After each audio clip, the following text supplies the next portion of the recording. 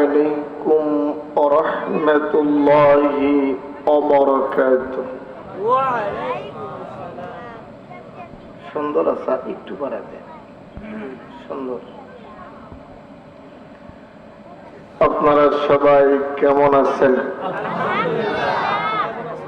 আলহামদুলিল্লাহ আলা কুল্লি হাল আমি সর্বাবস্থায় আল্লাহ পাক আমাকে ভালো রেখেছেন আমি আবারও সালাম দিচ্ছি সালামের জবাবটা জোরে দিলে খুশি হব আসসালামু আলাইকুম ওয়া রাহমাতুল্লাহি ওয়া বারাকাতুহু ওয়া আলাইকুম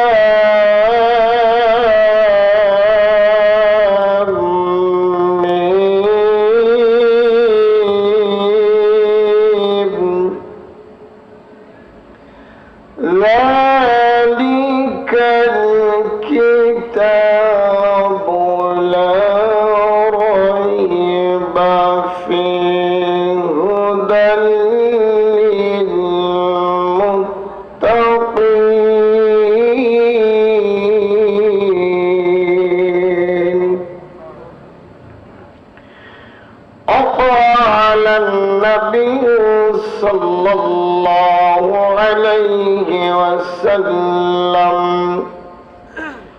خيركم من تعلم القرآن وعلمه. وقال الشاعر وعلم مدرسة ہے باغ جنت معلم ہے مثل گود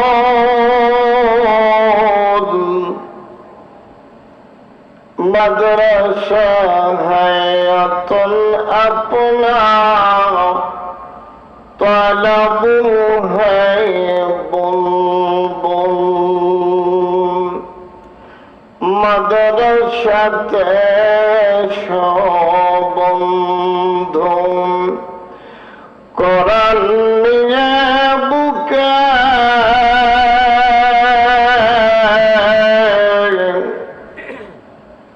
কোরআন তেলাওয়াত দুনিয়াতে করলে বন্ধু কবরে শান্তি পাওয়া যাবে।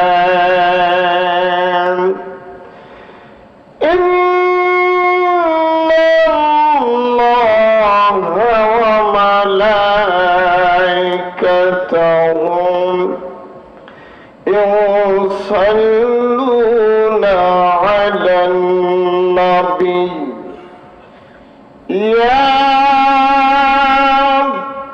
أيها الذين آمنوا صلوا عليه وسلموا تسليما بلغ العلا بكماله كشف الدجى بجماله حسنت جميع خصاله صلوا عليه وآله القرآনের সৈনিক মরা নেই যে কোনো ভয় এক আল্লাহর গোলাম আমি এই তো পরিচয়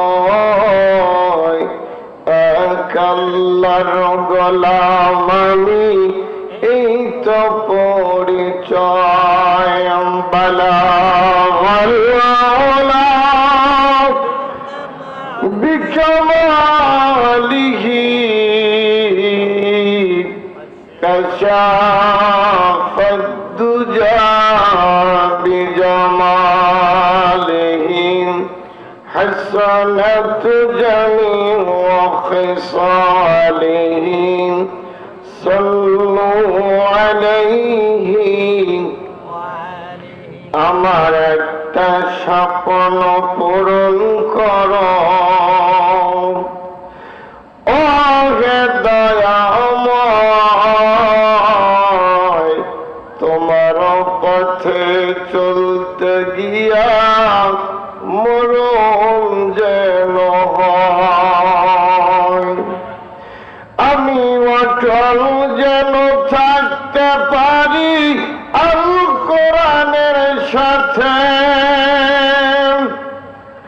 ধৈর্য নিয়ে চলতে পারি দিন কামের পথে আমায় ধৈর্য দিও সাহস দিও ও হে দয়াময় তোমার পথে চলতে গিয়া মরণ যেন হয় লা ইলাহা ইল্লাল্লাহ লা ইলাহা হচ্ছে না গো ভাই।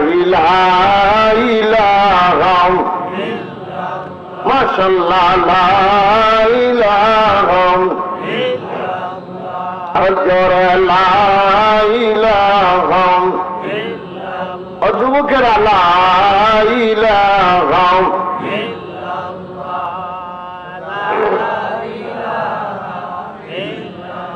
আসমান জমিন সাতালাম চরমার করে আমার কান্না, সারা পৃথিবী বলিতে পারি বলিব না ইল্লাল্লাহ, লা ইলাহা ইল্লাল্লাহ। এই সাথে বাইরে বলি বাবা, লা ইলাহা ইল্লাল্লাহ। অন্তর খুলে লা ইলাহা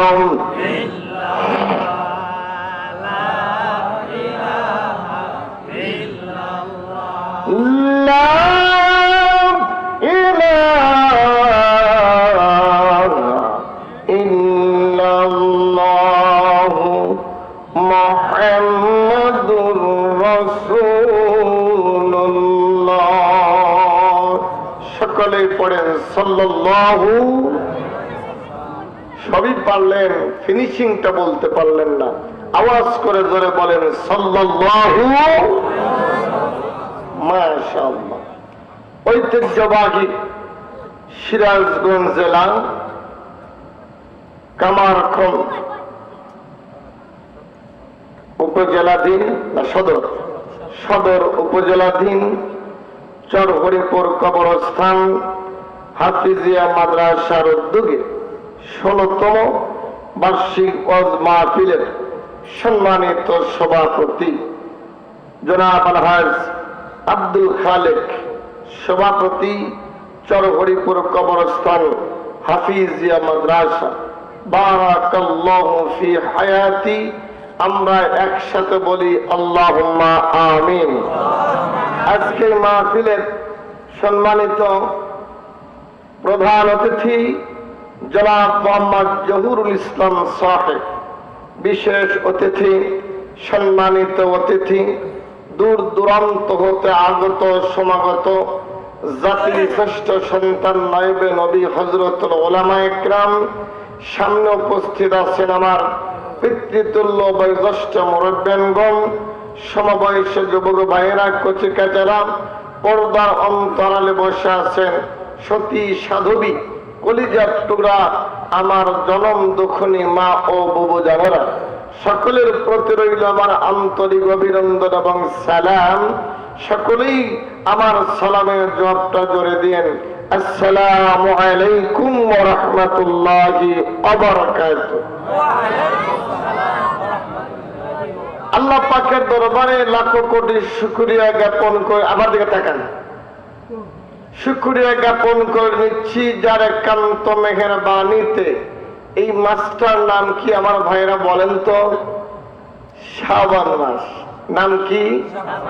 শাবান মাসে যে মহান রব্বুল আলামিন আপনাকে আমাকে দয়া করে মায়া করে মনোনীত করে জান্নাতি পরিবেশে জান্নাতের টুকরার ভিতরে বসার সুযোগ আল্লাহ পাক দান করে দিয়েছেন, ওই মহান রব্বুল আলামিনের দরবারে জবান খুলে আওয়াজ করে জোরে বলে উঠছি আলহামদুলিল্লাহ। আর একটু জোরে পড়েন আলহামদুলিল্লাহ।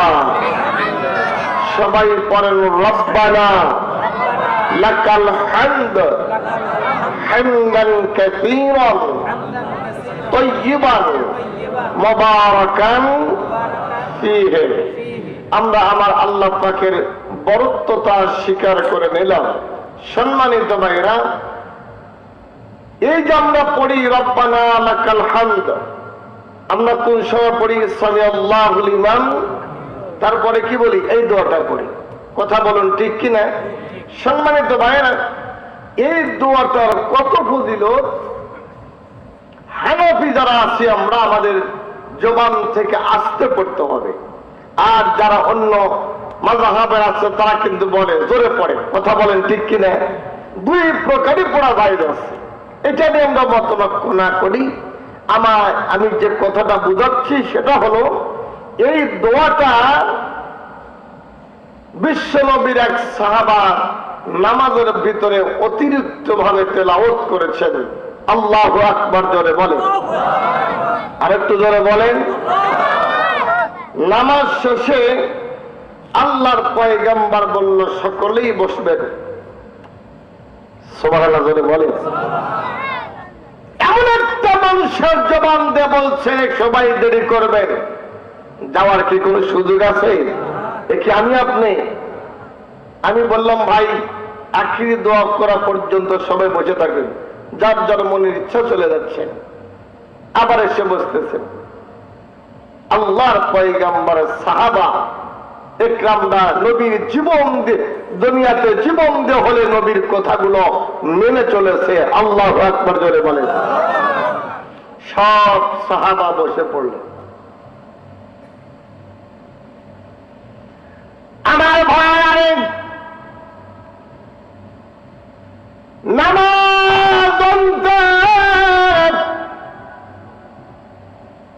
বিশ্ব নবী ডাক দে বলল সাহাবায়ে কেরামরা রে, ও সাহাবারা, ও আমার সাহাবারা, নামাজের ভিতরে অতিরিক্ত দোয়াটাকে পড়ল। আল্লাহর একজন সাহাবা ভয়ে ভয়ে বলল, নবী গো, আমি এই দোয়াটা পড়েছি। প্রিয় ভাইরা, আল্লাহর নবী সাহাবায়ে কেরামদেরকে লক্ষ্য করে বলে, ও সাহাবারা, তোমরা যা জানো না আমি যা জানি তোমরা তা জানো না, আমি যা দেখি তোমরা তা দেখো না, আমি যা শুনি তোমরা তা শোনো না। ও সাহাবারা,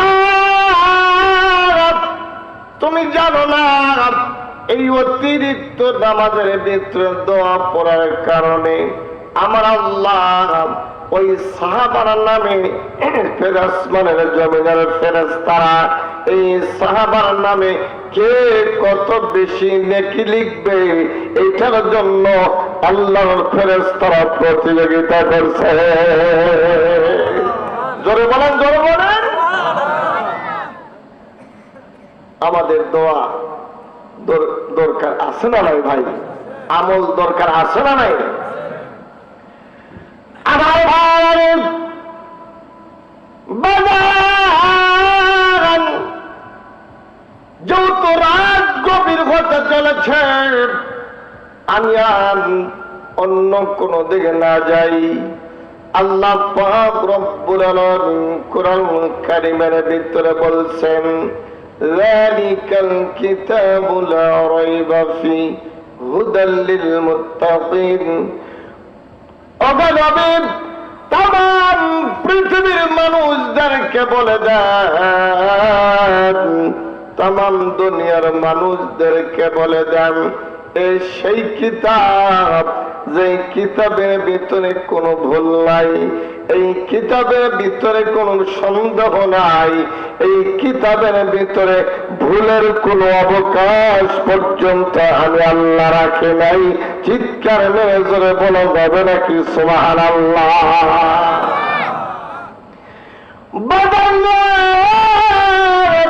শুধু তাই নয়, আল্লাহ পাক রব্বুল আলামিন কুরআন কারীমের ভিতরে আল্লাহ পাক বলে দিলেন, নবী গো, तमाम दुनियार মানুষদেরকে বলে দেন এই কুরআন কারীমটা আমি আল্লাহ আপনার উপরে নাযিল করলাম। ও চরহনীপুর এলাকার মুসলমান ভাইরা, হাজার নয় লক্ষ লক্ষ নবী এবং পয়গম্বর পৃথিবীতে আগমন করে দিয়েছেন। আল্লাহর বান্দারে কোন নবীর উপর আল্লাহ এত দামি কোরআন নাযিল করেন নাই শুধুমাত্র কেবলমাত্র আমাদের প্রিয় নবীর উপরে। আবার আল্লাহ এত বড় দামি কোরআনটা আল্লাহ নাযিল করে দিল, চিৎকার মেরে জোরে বলা যাবে নাকি সুবহানাল্লাহ?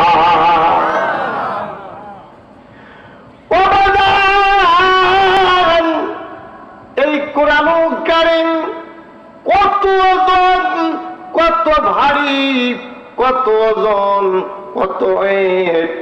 আল্লাহ পাক রব্বুল আলামিন এই কোরআনুল কারীম খানা জান্নাতের লৌহে মাহফুজ থেকে সংরক্ষণ করিয়া বাজারে আল্লাহ পাক রব্বুল আলামিন আসমানের উপরে আমার আল্লাহর কোরআনটা রাখলো। আসমান, আমি তোমার উপরে কোরআন রাখতে চাই। আসমান দেখে বলল, ও মালিক, এত বড় মর্যাদার কিতাব, এত ভারী কিতাব, এত ওয়েটের কিতাব, এত ওজনের কিতাব আমি আসমান বহন করতে পারবো না। চিৎকার মেরে জোরে বলা যাবে নাকি আল্লাহু আকবার? আমি কি বুঝাইতে পারলাম এই কোরআনটা কি?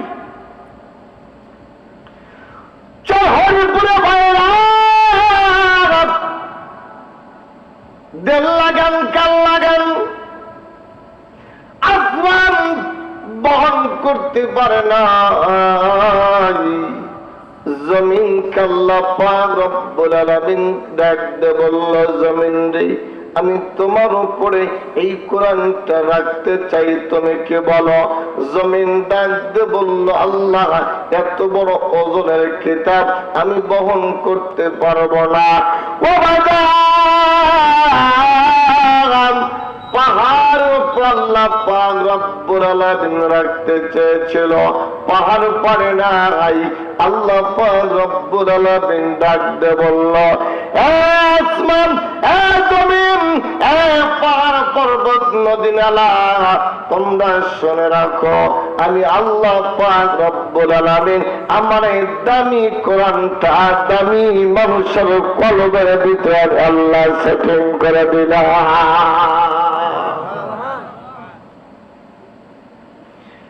আমার ভাইরা রে, তাকায় দেখেন না কেন আপনার বয়সের চাইতে আমাদের বয়সের চাইতে অনেক ছোট হবে। আজকে তিনটা সন্তান আপনাদের গ্রামের ভিতরে খানা খাইয়া চলে ফিরে আপনাদের জায়গায় বসবাস করে ঘুমায়া আমার আল্লাহ পাকের কোরআন তাদের কলবে নিয়ে যাচ্ছে। ও বাজার, এটা কোকার সাদকা জারিয়া। এই সন্তানগুলো আল্লাহ পাক যদি কবুল করে আমার ভাইরা, এই সন্তানটা কোরআন হাফেজ হইল, শিক্ষকতা করবে, এই সন্তানটা একটা সন্তানকে শিক্ষা দিবে, ওই সন্তানটা আরেকজনকে শিক্ষা দিবে, ওই সন্তানটা আরেকজনকে শিক্ষা দিবে।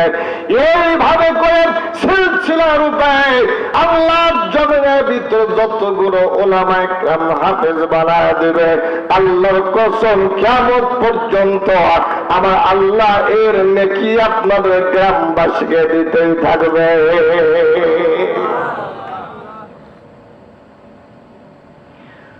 ভাইরা,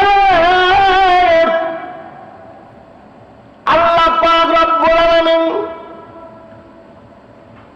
এই 3.5 হাত বডিটার ভিতরে আল্লাহ কত সুন্দর করে কোরআন সেটিং করে দিল।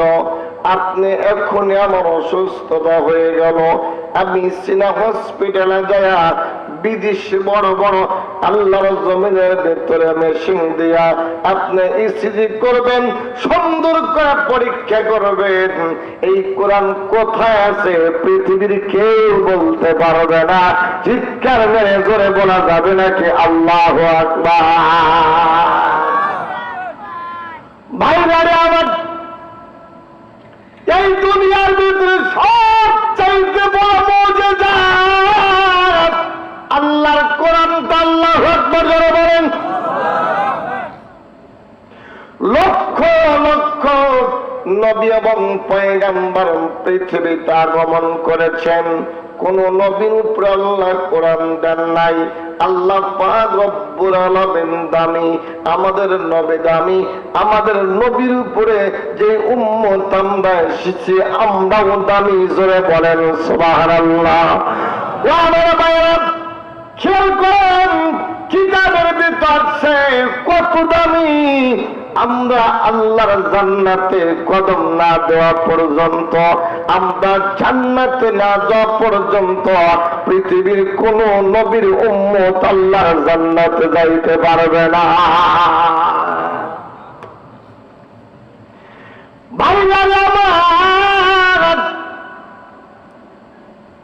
এই নবীকে আল্লাহ পাক এই দামি কোরআন দিয়ে দিল। আল্লাহ পাক রব্বুল আলামিন ডাকতে বলে, নবী গো, ও নবী, আমার ঘর আল্লাহ পাক রব্বুল আলামিনের ঘর মসজিদ।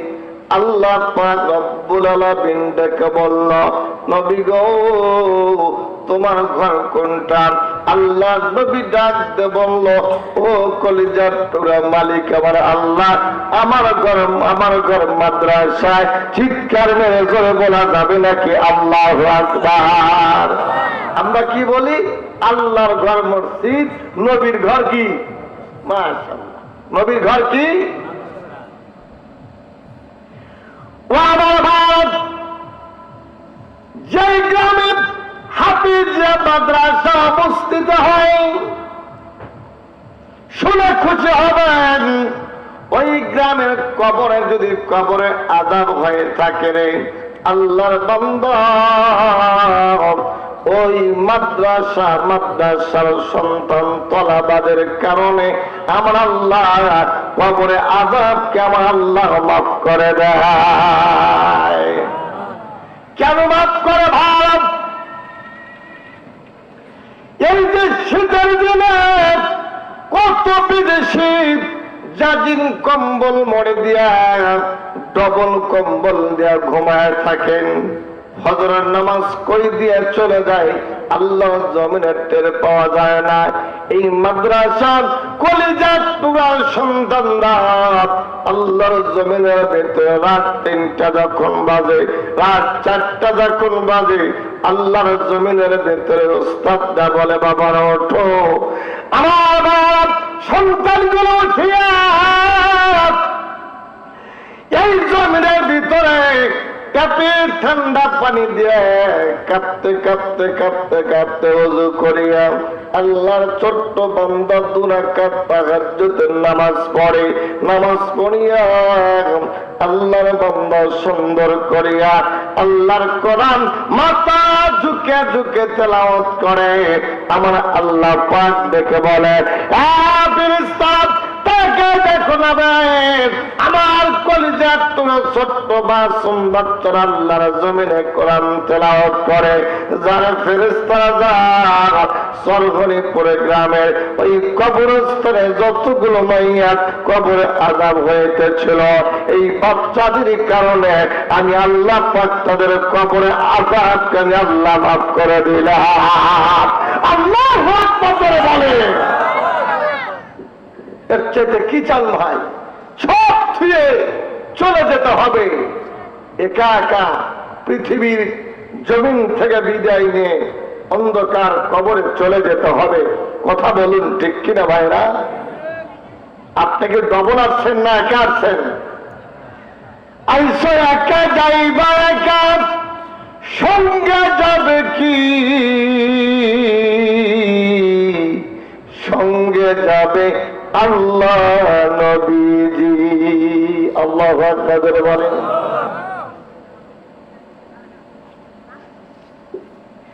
ভাইয়ারে, যত রাত গভীর হতে চলছেন, আমি আমার মূল বক্তব্য দিকে চলে যাই। ও চরঘড়িপুরের মারারে, আল্লাহর জমিনের ভিতরে সন্তানকে দিনের শিক্ষা দেন। আল্লাহর জমিনে আপনার সাথে বেয়াদবি করবে না, আপনার সাথে আল্লাহর জমিনের ভিতরে কোনো বেয়াদবি করবে না। আল্লাহর তুমি যদি এই জমিনের ভিতরে সন্তানকে শিক্ষা দিতে পারো, মরণের সময় তোমার সন্তানটা যখন জানাজা নামাজের ময়দানে জানাজা নামাজ পড়ার জন্য তোমার সন্তান সামনে দাঁড়িয়ে যাবে, তোমার সন্তান এক ফোঁটা চোখের পানির দ্বারায় আমার আল্লাহ পাক কবুল করিয়া তোমার জিন্দেগির গুনাহ মাফ করে কবরখানা আল্লাহ মুক্তির ব্যবস্থা করে দিবে।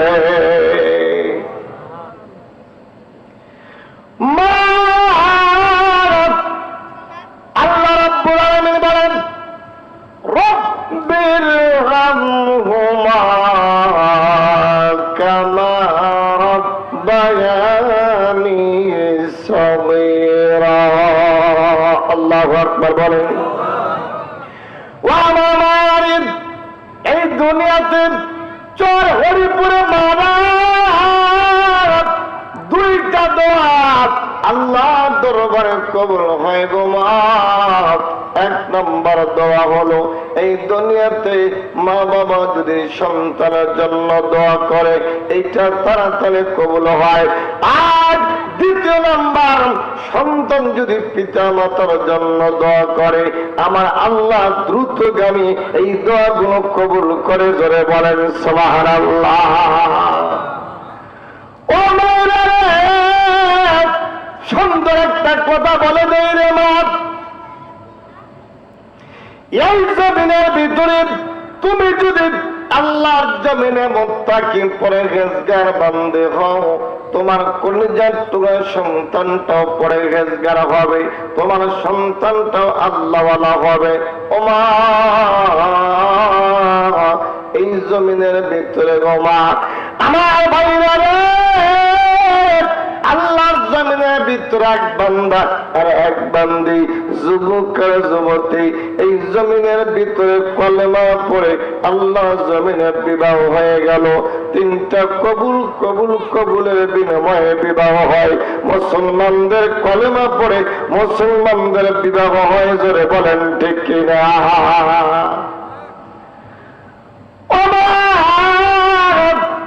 আল্লাহর বান্দি খুব খেয়াল করি মা, আল্লাহর বান্দি সুন্দর করে তিনটা কথার বিনিময়ে দাম্পত্য জীবন সুখীময় করার জন্য একজন মানুষের ঘরে যখন অপরিচিত মানুষের ঘরে চলে যায়, সারাটা জীবন যতদিন পর্যন্ত আল্লাহ দুনিয়াতে বেঁচে রাখে অতদিন পর্যন্ত এই মানুষটার সাথে সংসার করার জন্য উতলা হয়ে যায়। কথা বলেন ঠিক কিনা? এই যে স্বামী স্ত্রীর মহব্বত, এটা স্বয়ং আল্লাহ পাকের শুকরিয়া। কথা বলেন ঠিক কিনা? কোনকার অপরিচিত একজন পুরুষ, অপরিচিত একজন মহিলা আল্লাহ পাক এতই মহব্বত আল্লাহর জমিনে করে দেয়। এমনও নজির পাওয়া গেছে, স্বামীর জন্য বিবি কিডনি দিয়েছে, বিবির জন্য স্বামীও কিডনি দিয়েছে। এরকম পেপারে নিউজে অনেক পাওয়া যায়। কথা বলেন ঠিক কিনা? মহব্বত আর ভালোবাসা। ও আমার মায়েরা, খুব খেয়াল করি মা, আল্লাহ বান্দি যখন আল্লাহর বান্দাটা সুন্দর করে কবুল কবুল কবুল পড়ে এই জমিনের ভিতরে যখন বিবাহ বন্ধন আবদ্ধ হয়ে গেল, মায়ের এই নারীটা আল্লাহর জমিনের ভিতরে বাসর ঘরে ঢোকার আগে 2 রাকাত নামাজ পড়ার জন্য যায় নামাজের মুসল্লার উপরে দাঁড়িয়ে যায়। চিৎকার মেরে জোরে বলে সুবহানাল্লাহ। শুরু হয়ে গেল আপনার ব্যক্তিগত জীবনের মাপকাঠি। ভাইরা, যুবকটা আল্লাহর জমিনের ভিতরে সুন্দর ওয়াজ করিয়া 2 রাকাত নামাজ যখন নামাজ আদায় করে নাই, নামাজ শেষে আল্লাহর বান্দা ডেকে বলল, ব্যাপারটা কি? খুব খেয়াল করেন গো বাজান, আমার বিবি কই গেল? আমার বিবির তো দেখি না। ও বাজান, আস্তে করে আর এক রুমে গিয়ে দেখে এই জমিনের ভিতরে তার বিবি চোখের পানি ছেড়ে দিয়ে আল্লাহর কাছে প্রার্থনা করতেছে, ও দরদি আল্লাহ, এই বিবাহ বন্ধন আবদ্ধ যখন আমরা হয়ে গেলাম, ও দরদের আল্লাহ, আজকে আমাদের মিলনের কারণে যদি আমার গর্ভে তুমি একটা সন্তান দাও, এই সন্তানটা তোমার কসম করে বললাম, এই সন্তানটা আমি তোমার জমিনে কোরআনের হাফেজ বানাবো। চিৎকার মেরে জোরে বলা যাবে নাকি আল্লাহু আকবার? নিয়ত থাকতে হবে সহিহ।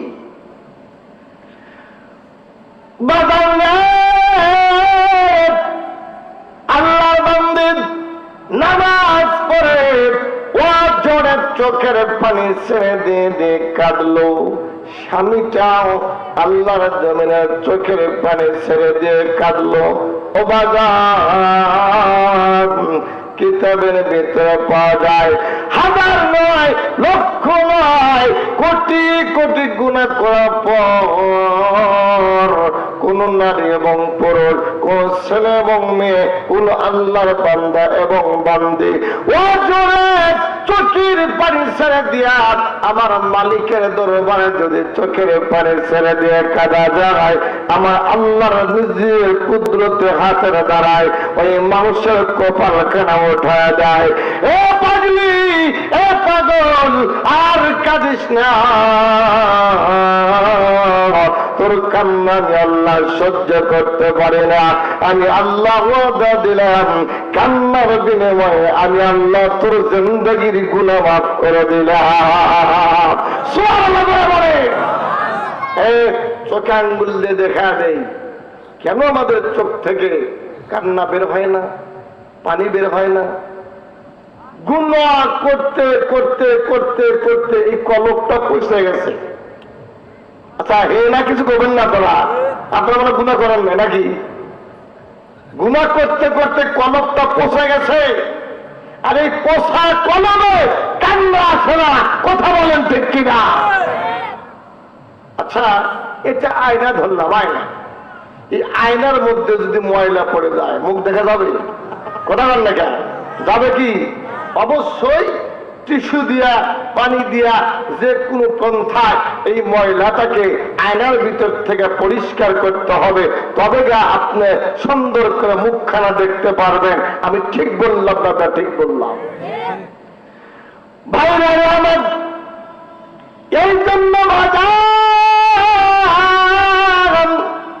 এই কলমটা যখন আপনার পরিষ্কার থাকবে, এই কলমটা যখন আপনার পরিষ্কার থাকবে, এই সুন্দর কলম দিয়া, পরিষ্কার কলম দিয়া আল্লাহর জমিনে সেজদা দিবেন, চোখের পানি বের হবে, কোটি কোটি গুনাহ করবেন, অনুশোচনা করবেন, আল্লাহর জমিনে তওবা করবেন, ওয়াজরে চোখের পানি ঝরবে। জোরে জোরে বলেন আল্লাহু আকবার। চলো হরিপুরা ভাই আমার, এই দুনিয়ার ভিতরে কান্না আল্লাহর দরবারে কত বড় দাম। যদি কোন মানুষ গুনাহ করেছে বুঝতে পারে আল্লাহর জমিনের ভিতরে কাঁদে, ওই কাঁদাটা আমার আল্লাহর দরবারে কবুল হয়ে যায়। চিৎকার মেরে জোরে বলেন আল্লাহু আকবার। ও আমার ভাই, হযরত মুসা পয়গম্বর আল্লাহর জবরদস্ত একজন নবী ছিলেন। এই নবী আল্লাহর সাথে কথা বলার জন্য পথ অতিক্রম করলো। আমার ভাইরা, আল্লাহর বান্দা, আল্লাহর নবী হযরত মুসা পয়গম্বর হাঁটতে হাঁটতে পা পা করে যখন আল্লাহর সাথে কথা বলার জন্য রওনা হয়েছে, আমার ভাইরা পথের ভিতরে তাকায় দেখে বিরাট বড় পাথর আল্লাহর জমিনের ভিতরে, চোখ থেকে ঝরঝর করে পানি ছেড়ে কাঁদতেছে। চিৎকার মেরে জোরে বলা যাবে নাকি সুবহানাল্লাহ? পাথর কাঁদে, মানুষ কাঁদে না। পাথরের মন গলে, মানুষের মন গলে না। বাইরে পাথরকে আল্লাহর নবী ডাক দিয়ে বলল, এই পাথর তুমি কেন কাঁদো? পাথর ডেকে বলে, পয়গম্বর আমি এই জন্য কান্দি, আমি কিতাবে দেখেছি এই জমিনের ভিতরে বিশাল বিশাল বড় পাথর আর আল্লাহর বান্দাকে মানুষদেরকে দিয়া জাহান্নামের ইন্ধন পূরণ করবে, জাহান্নামের আগুন পূরণ করবে, বিরাট বিরাট পাথর দিয়া আর নাফরমানি বান্দাদেরকে দিয়া, বেঈমান বান্দাদেরকে দিয়া। ও নবী, না জানি আমার কপালে কি আছে, না জানি রে নবী মুসা, ওই পাথর আমি নাকি জাহান্নামের আগুনের ভিতরে জ্বলে, এই জন্য আমি পাথর কান্নাকাটি করি। আমার ভাইরা, আমার বাজারে আল্লাহ পাক রব্বুল আলামিন ডাক দিয়ে বলল, মুসা রে আমার পাথরকে বলে দাও জাহান্নামের আগুনের ভয়ে কান্নার বিনিময়ে আমি আল্লাহ পাক রব্বুল আলামিন আমার এই কলিজার টুকরা পাথরের জন্য জাহান্নামের আগুনকে আমি আল্লাহ হারাম করে দিল। সুবহানাল্লাহ করে বলে, এই পাথরকে আমি আল্লাহ জাহান্নামে দেব না। বিকেল বেলায় দিনের দাওয়াত দিয়া আল্লাহর সাথে কথা বলে, আবার যখন ওই পথে অতিক্রম করে পাথর আবার কান্দে। কিরে পাথর, সকাল বেলায় কাঁদলি জাহান্নামে আগুনের ভয়ে, আমার আল্লাহ পাক তোকে মাফ করে দিয়েছেন, তার জন্য জাহান্নাম তোমার হারাম করে দিয়েছেন, জান্নাত তোমার জন্য ওয়াজিব করে দিয়েছেন, আবার তুমি কেন কাঁদো? আল্লাহর বান্দাকে, আল্লাহর নবীকে, মুসা পয়গম্বরকে পাথর ডাক দে বলল, আল্লাহর নবী সকাল বেলা কাঁদলাম, কাঁদাটা আল্লাহর দরবারে এত প্রিয় জেনে আমি সকাল বেলা কাঁদলাম জাহান্নামের আগুনের ভয়ে, আর আগুনের ভয়ে কান্নার পেনাবায় যখন আমার জন্য জাহান্নামের আগুন হারাম হয়ে গেছে, আজ থেকে নিয়ে কিয়ামত পর্যন্ত কাঁদব আমার দরদের আল্লাহকে বুকের ভিতরে পাওয়ার জন্য। চিৎকার করে জোরে বলেন সুবহানাল্লাহ। ও ভাই, দুনিয়ার আগুন সহ্য করা যায় না, অন্ধকার কবর আগুন বড়ই কঠিন। কথা বলেন না কেন? ও আমার ভাই, যে কথা বলতেছিলাম, ও কলিজার টুকরা মারা, খেয়াল করে মা, আল্লাহর বান্দা, আল্লাহর বান্দিটা নামাজ পড়ে নিল, আল্লাহর দরবারে ডাক দে বলল, আল্লাহ আজকে আমাদের দুজনের মিলনের কারণে যদি আমার পেটে একটা গর্ভে একটা সন্তান দাও, এই সন্তানটা আমি আল্লাহর জমিনে নবীর মাদ্রাসা দিয়া 30 পারা কোরআনের হাফেজ বানাবো। জোরে বলা যাবে কি সুবহানাল্লাহ? ও চল হরিপুর বাবা, এই জমিনের ভিতরে কত কষ্ট করে সন্তানকে মাদ্রাসা দিয়ে পড়াইলেন, এই সন্তানটাকে কিয়ামতের ময়দানে আল্লাহ বলবে, এ হাফেজ জান্নাতে যাও। আল্লাহ বান্দা, আপনার সন্তান জান্নাতে যাবে না গো মা। আল্লাহকে ডাক দিয়ে বলবে, আল্লাহ আমার কলিজার টুকরা মাকে দাও, আমার মাকে নিয়ে আমি জান্নাতে যাব, নতুবা আমি জান্নাতে যাব না। জোরে জোরে বলা যাবে নাকি আল্লাহু আকবার? সবচেয়ে দামি হবে কোরআনে হাফেজদের কিয়ামতের ময়দানে। জোরে কোন সুবহানাল্লাহ। এই দুনিয়া তো দাম আছে না নাই? হাফেজদের মানুষ সম্মান করে, ইজ্জত করে, ভালোবাসে। আমার মায়ের এই সন্তানটা হাফেজ হবে, কোরআন হবে তোমার বড়ই সৌভাগ্যের কপাল মার। এই মহিলাটা নামাজ অন্তে দুজন যখন বাসর ঘরে চলে গেল, খুব ইম্পর্টেন্ট কথা গো মা, বাসর ঘরে যাবার পরে আল্লাহর জমিনের ভিতরে দুজনের ভিতরে যখন মিলন হলো, সহবাস হলো আল্লাহর জমিনের ভিতরে, ও মা আল্লাহ এমন কোন জিনিস নাই যে পারে না। ওই রাত্রিতে আমার আল্লাহ ওই নারীটাকে, ওই মহিলাটাকে, ওই মাটার গর্ভে আমার আল্লাহ পাক একটা সন্তান দিয়ে দেয়। কথা বলুন তো, সন্তান দেওয়ার মালিককে, না দেওয়ার মালিককে? দোষ কার? কারোর দোষ নাই। কথা বলেন ঠিক কিনা? আল্লাহর কি কোন দোষ আছে? আল্লাহ কাউকে দেয়, কাউকে দেয় না, কাউকে দিয়ে খুশি, কাউকে না দিয়ে খুশি। আমরা আলহামদুলিল্লাহ। কথা বলেন ঠিক কিনা?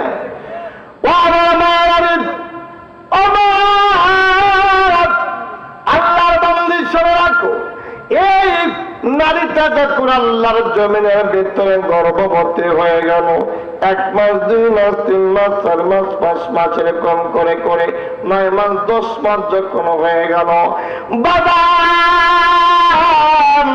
কার লাগে শোনো গো, ও কলিজার টুকরায় সরগরে পরে মারা এই নারীটা এমনই মোত্তাকি নারী গমা।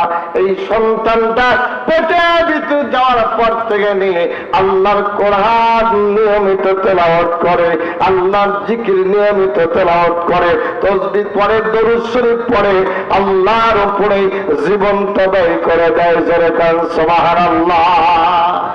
তোমার সন্তান পেটে নিয়া আল্লাহর জমিনে তুমি যদি কোরআন পড়ো, আল্লাহর কসম তোমার সন্তানটা এই জমিনে মুত্তাকির হইতে বাধ্য হবে। কথা বলেন না কেন? 9 মাসের পোয়াতি, তারপরে টিপি আর সিডির নিশা যায় না। কথা বলেন না কেন?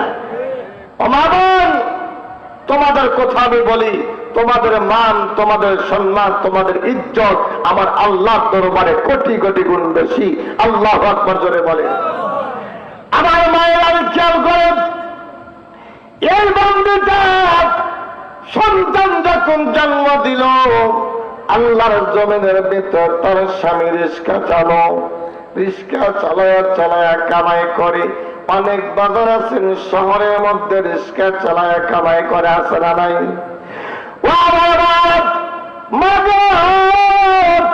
এই নারীটা সন্তান যখন জন্ম দিল, তাকে দেখে একটা বুকের ফুটফুটে মানিক সন্তান জন্ম দিল। এইবার রিস্কাওয়ালাকে ডাক দে বলল, প্রাণের স্বামী আমার, আপনি তাকান না কেন? এই সন্তানটা তো সৌন্দর্য হয়েছে। আমার বাপ, এই সন্তানটা আল্লাহ রাস্তায় আমি দিয়ে দিলাম, আপনি কি মতামত? ডাক দেখো বিবিরে, আমি তো প্রথম রাত্রিতে দিয়ে দিলাম। ও বাজান, এই সন্তানটা হাঁটে পা পা করে একটু যখন বড় হয়ে গেল, 4-5 বছর যখন হয়ে গেল, মা ডাক দেখো বেটা, অল্প কয়েকটা দিনের জন্য স্কুলে পড়বে, তারপর আমি তোমাকে আল্লাহ নবীর মাদ্রাসা দিয়ে দেব। চিৎকার মেরে ধরে বলেন সুবহানাল্লাহ।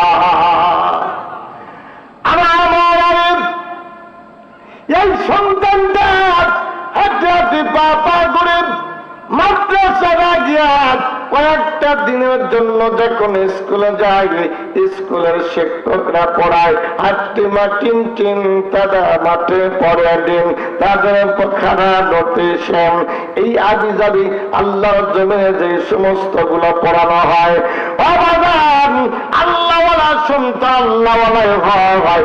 বাড়ির থেকে আল্লাহর জমিনের ভেতরে স্কুল থেকে বাড়িতে আসবার পরে মাকে ডাক দেখো, মা স্কুলে পড়ব না মাগো, আটটি মাটিম টিম মাদ্রাসাতে পড়ব মাগো, আলিফ লাম মিম। স্কুলে পড়ব না মাগো, পড়ব মাদ্রাসাতে পড়ব মাগো, আলিফ বা তা সা। জোরে জোরে বলা যাবে নাকি সুবহানাল্লাহ? কি বুঝলেন এর থেকে? যেরকম মা ওরকম সন্তান। কথা বলেন ঠিক কিনা? ও আমার ভাইয়া, ওই সেই নবীর মাদ্রাসা বড় দামি একটা প্রতিষ্ঠান করেছেন গো বাজান। এই প্রতিষ্ঠান আল্লাহর জমিনের ভিতরে কারণা, এটা নবীর ঘর। আল্লাহর জমিনের ভিতরে চরঘরে পড়ে শত শত মানুষেরা, হাজার হাজার মানুষেরা আল্লাহর জমিনের ভিতরে ঘুমায় পড়েছে, চিরতরে ঘুমে চলে গেছে, আর তারা জীবনে কোনোদিন ফিরে আসবে না। মেঘের বাড়ি করে আপনি সন্তান এই জায়গার ভিতরে আসছেন, আপনি কলিজার টুকরা বুকের মালিক আল্লাহর জমিনের ভিতরে মার জন্য, বাবার জন্য আল্লাহর জমিনের ভিতরে 10,000, 20,000, 5,000, 2,000, 3,000, 1,000 টাকা যাই যা পারেন আল্লাহ নবীর মাদ্রাসা দিয়ে যাবেন। ও বাপ, এই দানের বিনিময় কিয়ামতের ময়দানে আমার আল্লাহ পাক আপনাকে দানবীর হিসেবে কবুল করিয়া হযরত ওসমান গনির সাথে আল্লাহ জান্নাত দিবে। ধরে বলেন আল্লাহুম্মা আমিন।